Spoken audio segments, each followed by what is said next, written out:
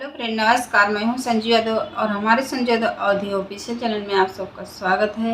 मैं बहुत प्यारा सा लल्ले छठ माता का सोहर गीत लेकर आए हैं। कैसा लगे तो ज़रूर कमेंट बताइएगा। हमारे चैनल पे बने रहिएगा और सुनिए। सब सखी गठिया लगावैया वरे छठी यावऊ हो सखिया पोखरा में ठाड़ी बजनिया तरुद न पसारई हो। सखिया पोखरा में ठाड़ी बजनिया तरुद न पसारई हो। पोखरा से निकली छठी मैया बाजिन से पूछाई हो।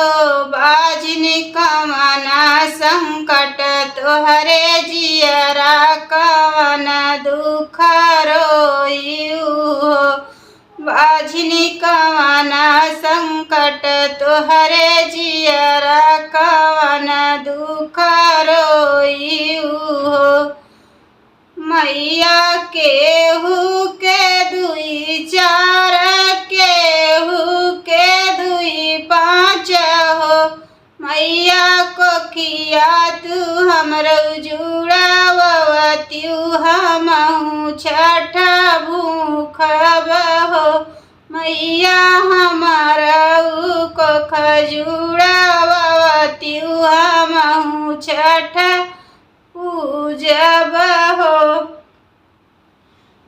जाऊ न मोरी बाझिन वहीं बागे जहाँ माहुल बसई हो। बाझिन हो नहीं से दुख आपन रोयू नहीं जुड़वई हाई हो। बाझिन हो नहीं से रुदन पसारियो नहीं जुड़वई हाई हो। बगिया से निकलई माहुलिया त बाझिन से पूछाई हो। बाझिन कवन संकट तोहरे जियरा कवन दुख रोई हो।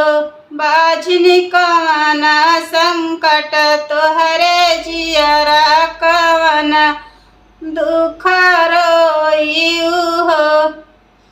केहू के दुई चार केहू के दुई पाँच हो।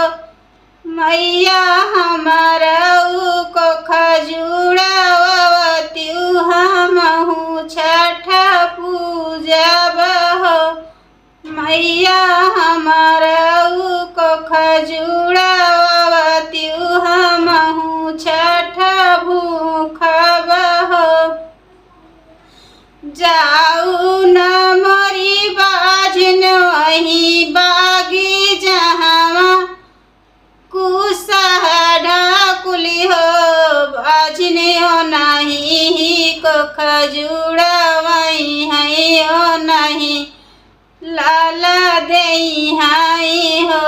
बाझिन हो नहीं तो हर को खजुड़वई है हो नहीं लाला देई हाई हो। बिटवा से निकाली ढाकुल कुश बाझिन से पूछाई हो। बाझिन कवन ही संकट तोहरे जियरा कवन दुख रोई हो। केहू के दुई चार केहू के दुई पाँच हो। मैया हमारा न को खजुड़ावत्यू हमहू छठ पूजब हो। इतनी बचन मैया सुनली मन ही मन हर साई मन ही मन हर साई हो। बेटी जवाना मांगना तू मांगा भी